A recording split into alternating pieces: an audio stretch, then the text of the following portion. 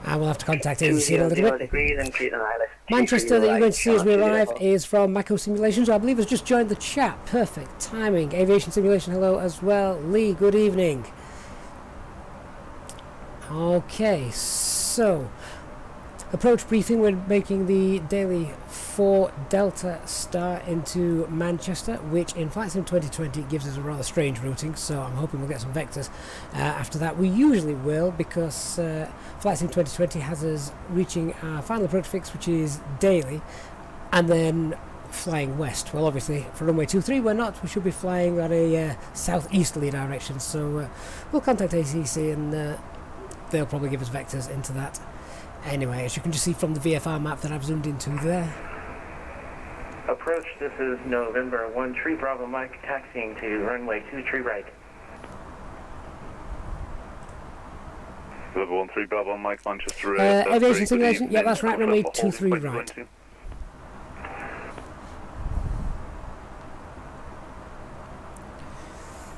Like.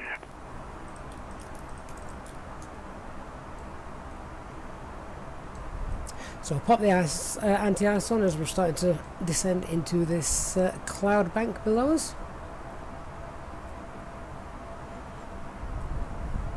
Yeah, self-loading cargo just adds a little bit of a little bit more immersion into the sim, which is what we're after ultimately, isn't it? So we're looking to be flight level 230 November 13 Bravo by Mike. Okay, Kill you Me. missed that. So continue straight ahead and then first right, hold hotel 1. My apologies. First right, hold hotel 1, November 13 Bravo Mike.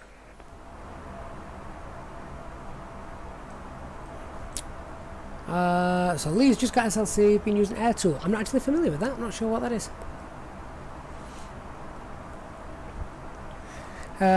So our platform altitude for the arrival, we'll be giving it by ATC anyway, but just so we are aware, is 3,500 feet. So that's the altitude we can expect to be down to when intercepting the ILS.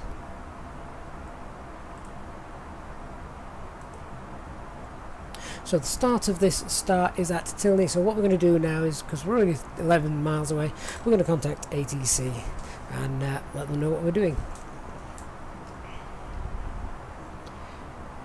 Just double check my VPilot is configured correctly.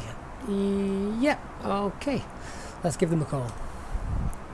Manchester approach, good evening, EZ35 Alpha Mike, passing flight level 260 for 230, direct Tilney.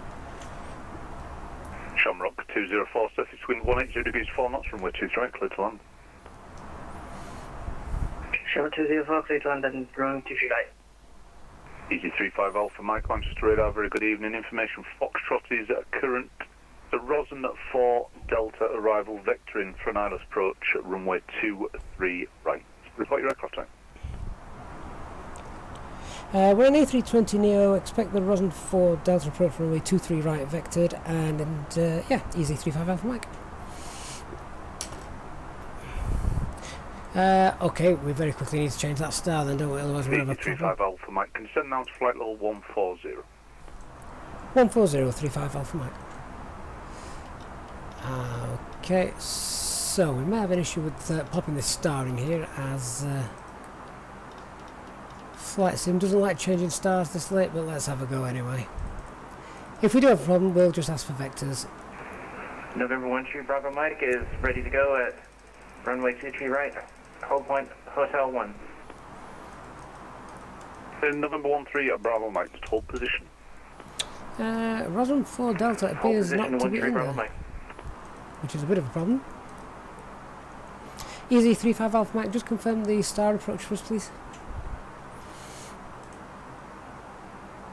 EZ35 Alpha Mike, sorry, say again? Yeah, just wondering if you confirm the star for us, please. If it was the Rosen 4 Delta, unfortunately Microsoft Flight Sim 2020 doesn't appear to have that in yet. Okay, EZ35 Alpha Mike, roger. What's your next waypoint?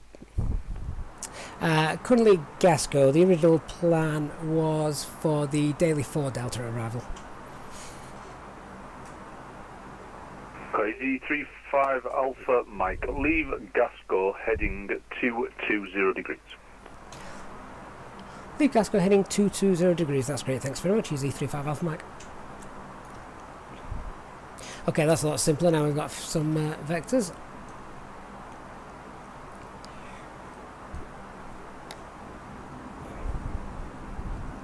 Good old flight sim 2020.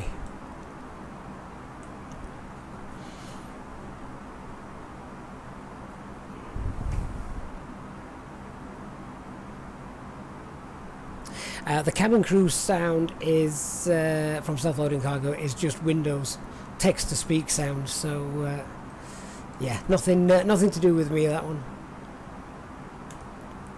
The other sound, default sound, is actually a child's voice. So I've gone for the lesser of two evils.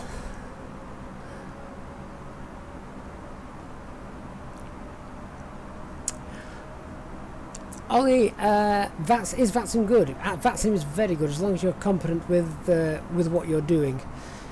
It also helps if your simulator works. But there we go. Thankfully, as you saw there though, the air traffic controls... EZ35 Alpha Mike, if you could route direct Rosen, that's Romeo, Oscar, Sierra, Uniform, November. Standby, 35 Alpha Mike.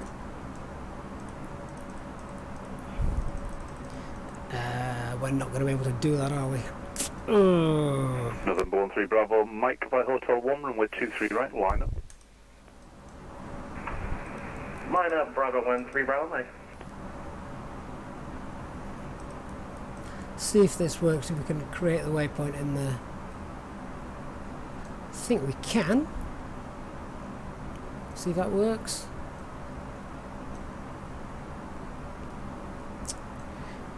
EZ35 Alpha Mike, yep, no problem there, we'll route direct Rosen. EZ35 Alpha Mike. EZ35 Alpha Mike, thanks, descent now flight level 130. 130, EZ35 Alpha Mike. Shamrock 204, welcome to Manchester, contact the ground 121.85, bye-bye. Channel 2185, thank you, bye-bye. November 13 Bravo, Mike, surface wind 180 degrees 4 knots, runway 23 right, clear for takeoff. Cleared for takeoff, 13 Bravo Mike, have a good day. HD, welcome back. On text only, what does that mean? Were you on voice before? If so, I hadn't heard it. Proper Yorkshire accent, this guy on ATC. Yeah, I think that's why I didn't mind the aircraft not working. Another Yorkshire pilot flying into Manchester. That's nice that we can add the waypoint in the middle of a star, though. We couldn't do that previously, so that's wonderful.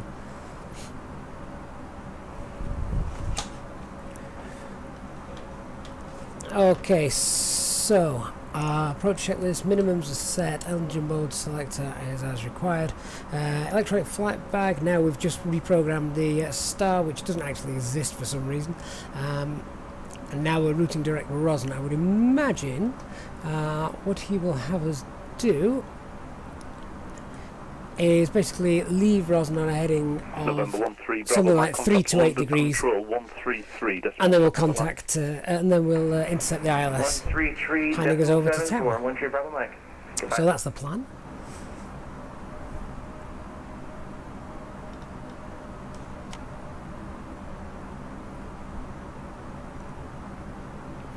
I'm just looking at the charts for the star that he wanted us to fly. So I'm just looking at a bit of descent planning.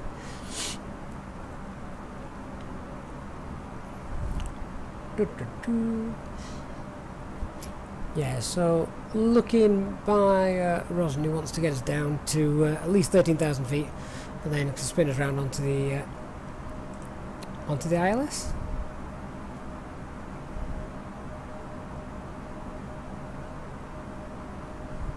Zidre trying to fly from Manchester to Heathrow using Manchester, good evening, Sky 2133, 737 kilo. Bova 4 Alpha Star. Yeah, unfortunately there does appear to be a few missing in the McDo at the moment, just as we had here actually. Foxtrot is current inspection for ILS approach, runway 23 right, turn right now, heading 350 degrees. Victoria 23 right, turn right now, heading 350, Sky 2133. Passenger seatbelt signs are now on. electronic Skyway devices 2133, can descend flight level 70. also on. And descend flight level 70, Skyway 2133. Easy 35 Alpha Mike, descend flight level 100. Descend flight level 100, easy 35 Alpha Mike. And for your safety, make sure your seatbelts are fastened, the electronic devices are switched on, to airplane mode, and the aircraft turns also be out of use. We hope you've enjoyed the flight, and we'll have you now safely shortly. Ladies and gentlemen, So it's been a good day, isn't it? on the seatbelt Took off from sign. Manchester this morning. We left about, what was it, about 25 past 10.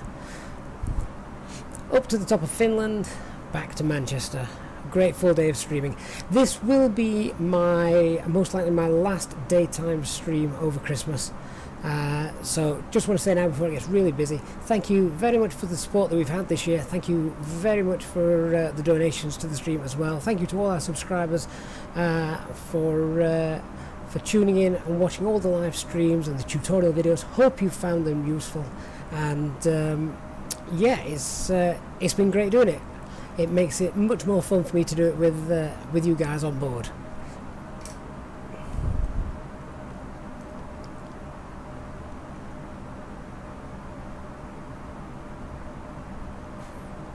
Ryan Videos 94, ATC control last week, told him it was new and it was very helpful and corrected you on any mistakes. Exactly. That's, Manchester, good afternoon. it's great to have that, isn't it? 542, ready for departure, holding point Mike 1. Scandinavian 542, Manchester radar, very good evening. Via Mike 1, surface wind 180 degrees, 4 knots, runway 23, clear for takeoff. Via Mike 1, clear for takeoff, runway 23, right. Landing lights on. Scandinavian 542.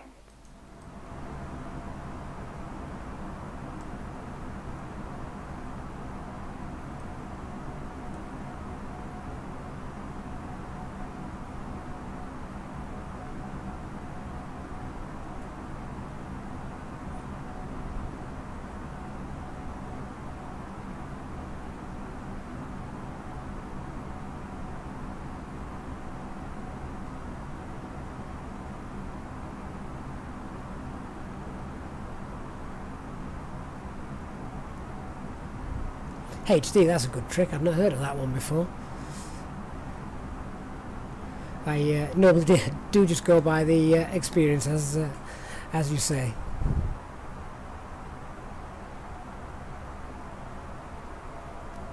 It is great when you get a good controller on VATSIM. To be fair, I'm yet to come across a bad one.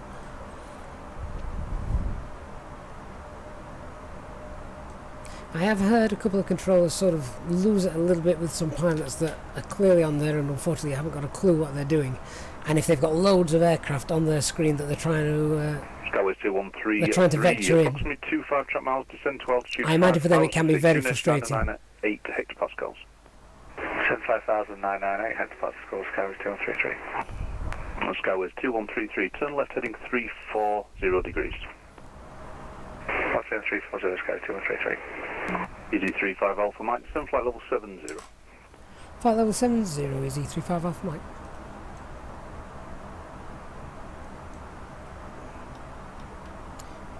So that's the minimum hold altitude at Rosen, which is getting us down to.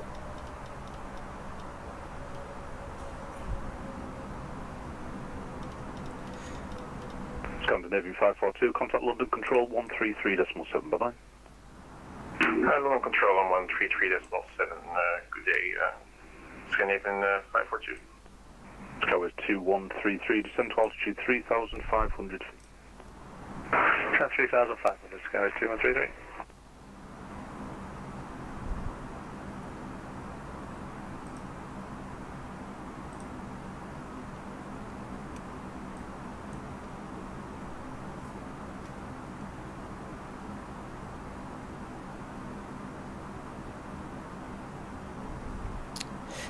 Zed, we're currently... Easy 35 Alpha Mike, leave Rosen, heading 120 degrees. Leave Rosen, heading 120, easy 35 Alpha Mike. Have I popped the taxi lights on? Turn left heading 320 degrees. Left 320, Skyway 2133.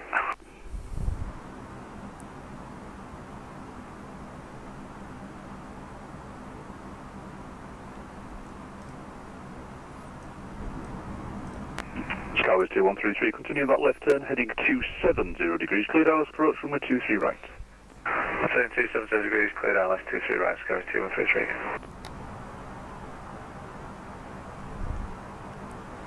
So we'll leave Rosin in a mile or so, heading 120 as instructed by ATC.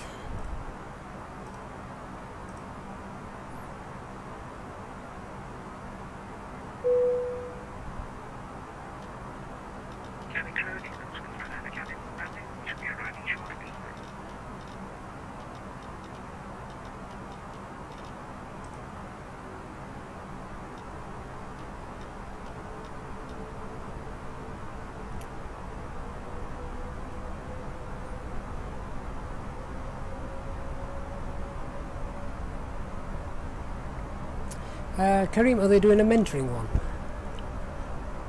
That's a good idea. 35 Alpha Mike, approximate 28 track mile, descend to altitude 4,000 feet, QNH 998 hectopascal. Descend altitude 4,000 QNH 998 3 Easy 35 Alpha Mike.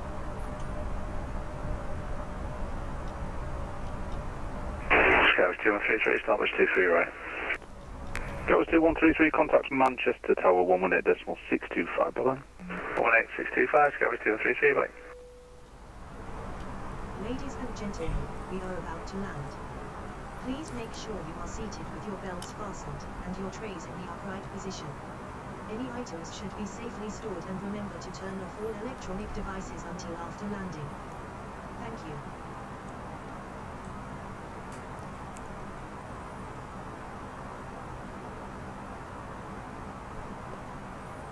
Dinner's going to the dog. It would be if I had not agreed to cook it tonight, so they'll just have to wait.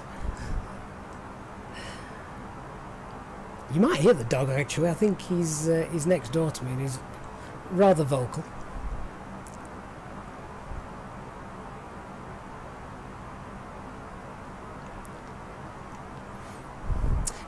Jeffrey, am I the one talking, or is it programmed into the game? No, they are live air traffic controllers, myself and the air traffic controller at Manchester.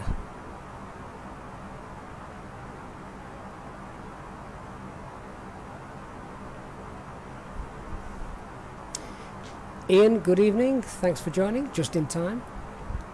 Hope you've all had a wonderful day visiting Lapland. That open descent seems to be pretty reasonable as well, so that's quite neat. That would normally have you dropping down at about 6,000 feet before fly-by-wire got hold of it. EG35 Alpha Mike, turn right heading 140 degrees. Right heading 140, easy 35 Alpha Mike.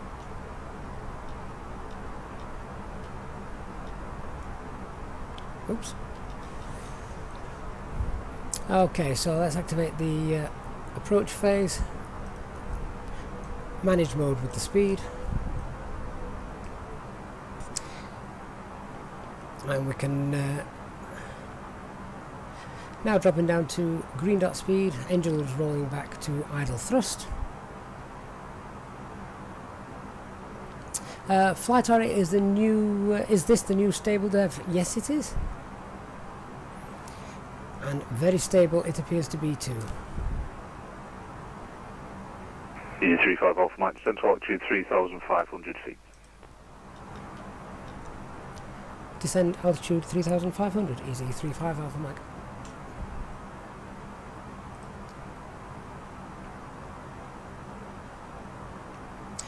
So we can see there now we've got the EG35 Alpha Mike, turn right heading 190 degrees, clear Dallas approach runway 23 right.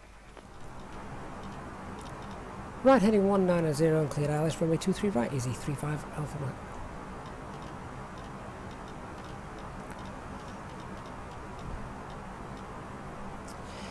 Okay, so that's our clearance given. Flaps 1.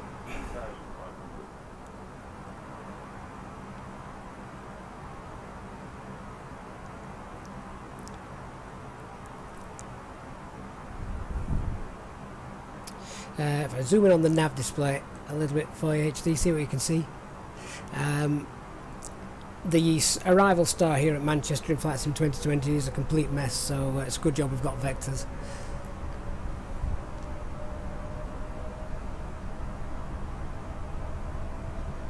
So the localizer has been captured, and we've got the current altitude constraint there of 3,500 feet. That's the platform altitude, which is there.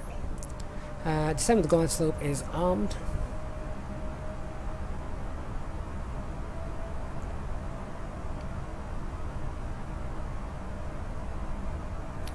Uh, 12 miles out, flaps 2. So that will now target the F speed, which has also been improved upon, I think, in the latest stable build. It's now much closer to the VAP speed, which is rather close. I hope all those dots are. Goodness me, what's that? Have you ever seen a UFO before? Glide slope captured.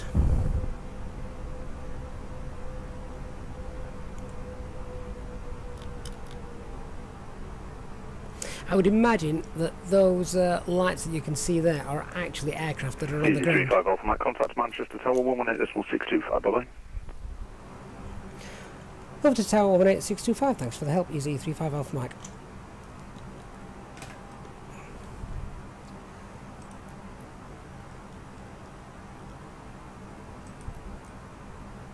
So we're about 9 miles out.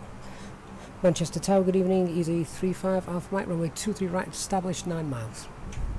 EZ35 Alpha Mike, Manchester Tower, good afternoon, servitude 180 degrees, 4 knots, runway 23 right, clear to land. Clear to land, runway 23 right, EZ35 Alpha Mike.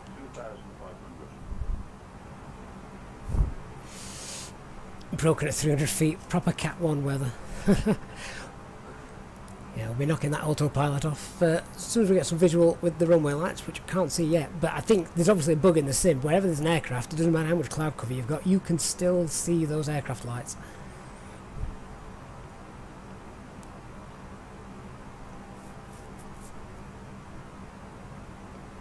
In approach mode was activated a long time ago, before turning on to the ILS, my friend.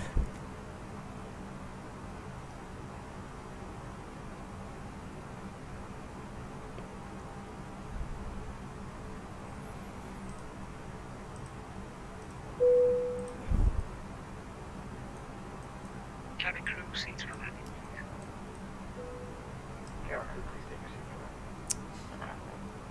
So, nearly 6 miles out, we'll get ready to pop the gear and the final couple of degrees of flaps down.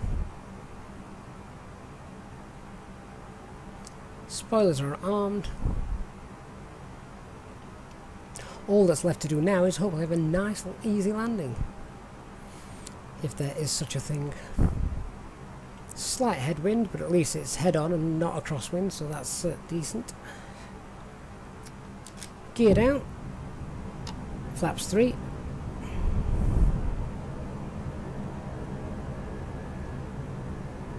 And I think the final approach speed was 129.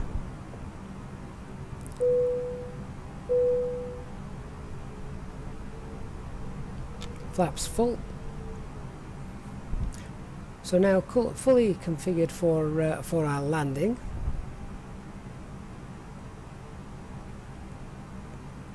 Would love to see these landing lights at some point.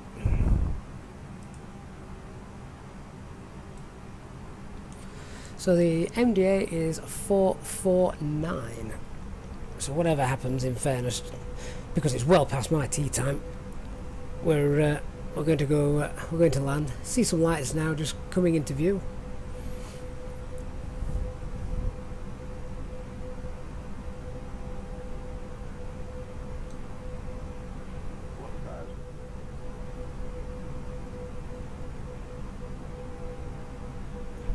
Those lights at the airport from other aircraft are rather off-putting, however.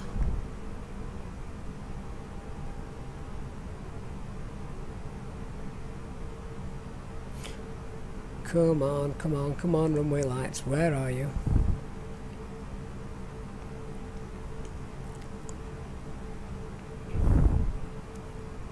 Maku Simulations, if you're still in the chat, there they are. So we get to see your beautiful approach in a bit of a foggy outcome. Okay, here we go.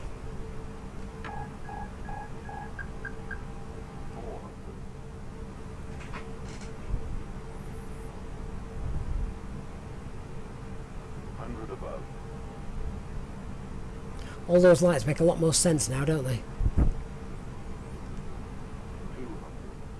Minimum.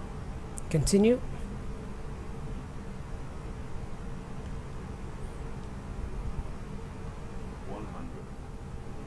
Manchester Tower, Shuttle 3 Tango. So, Tango, Manchester Tower, good afternoon, via Mike 1, line up runway 2 for that. On the 235 Mike 1 Shuttle 3 Tango, just information, the ground isn't aware that you're actually online. I'm pretty sure he is, but I'll tell him again. Yeah, he tried to strip you to approach and didn't recognise that you're actually online, so that's interesting. Roger, I'll tell him again. I did tell him I came online, but he must have ignored it. Roger. And we'll vacate just there. Wonderful. Easy 35 Alpha Mike, welcome to Manchester, vacate right, taxi right on Bravo 2. Taxiing right on Bravo, holding Bravo 2, easy 35 Alpha Mike. Is currently a very cold 0 degrees. Shuttle 3 Tango, steps in 180 degrees, 4 knots, runway 2 for right, clear for takeoff. Please remain seated until the aircraft arrives at the gate. You are reminded to keep all electronic devices switched off. So clear the runway now, we'll just hold here and configure a little bit. Thank you for flying with Easy So, Pilot. TCAS off, weather radar off, landing lights off, turn off the Hello, Easy 1919, approaching Mike 1, fully ready. Easy 1919, behind the departing British Airways A319, line up runway 2 for right, behind. Behind departing Speedbird traffic via Mike 1 line from wait 23 right behind EG 1919. So, at the moment I'm afraid I can't see the chat, guys, just because we're concentrating on where we're taxiing. So we're turning right here on Bravo and holding short of Bravo 2.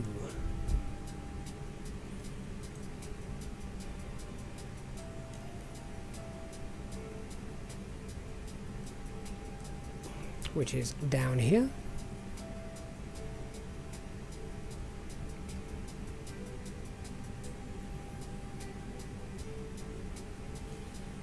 Quite a bit of traffic on VATSIM this evening at Manchester, which is nice.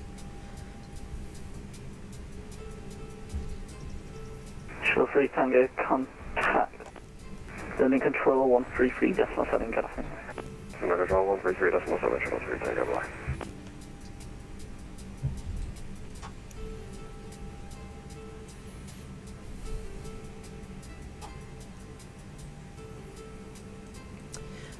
So I'll just tell him that we're holding at Bravo 2.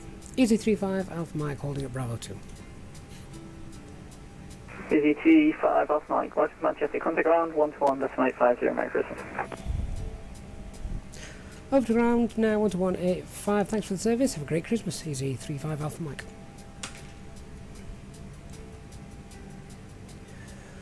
(12185), which is a great frequency because it's very close to Unicom, so it doesn't actually take that long when ground's just online to get there.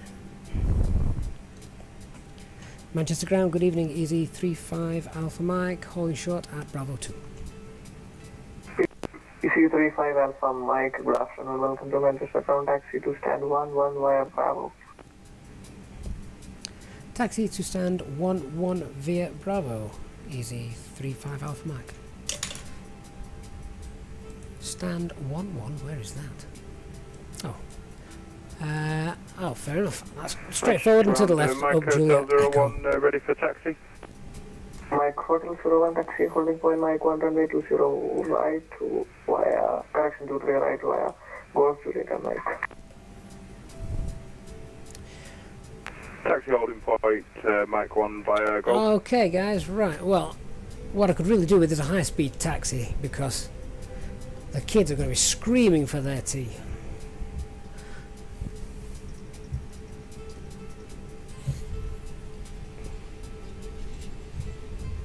Have I ever thought about becoming an ATC? Yes, I have. I would love to. Originally, I wanted to be ATC in real life. believe it or not, rather than actually a pilot. But unfortunately, at the time, the same Class 1 medical was required for both pilot and ATC, the UK Class 1, which, as most of my followers know, I sadly failed. Ryanair 4 Kilo uniform requesting clearance to Eindhoven. So there's Pakistan 12, which is used for the Emirates A380 when it comes in. Ryanair 4 Kilo uniform. And now we've got this fantastic Manchester Airport from Mako Simulations. We will actually have the gate numbers shown for us, which is something we don't normally have on the default one, so I can highly recommend getting this Manchester.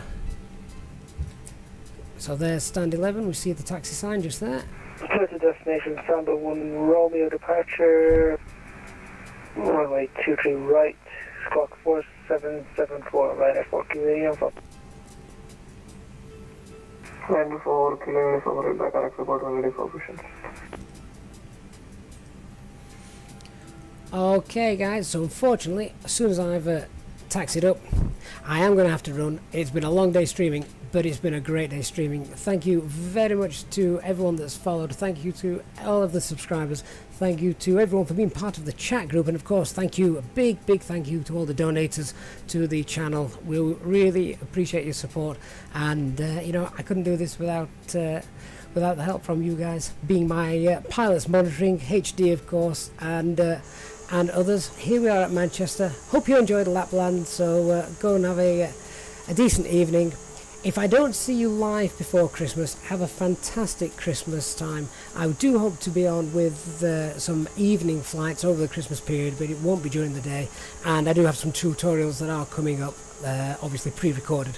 So do hit the subscribe and notification button, and I look forward to seeing lots of you then, and in the new year. Always good to know I forgot something, HD. Thanks very much. The strobe lights, of course. But it lights up this wonderful Manchester Airport from Mako Simulations. Good night, everyone. Have a great Christmas, and I will see you all very soon. Bye-bye.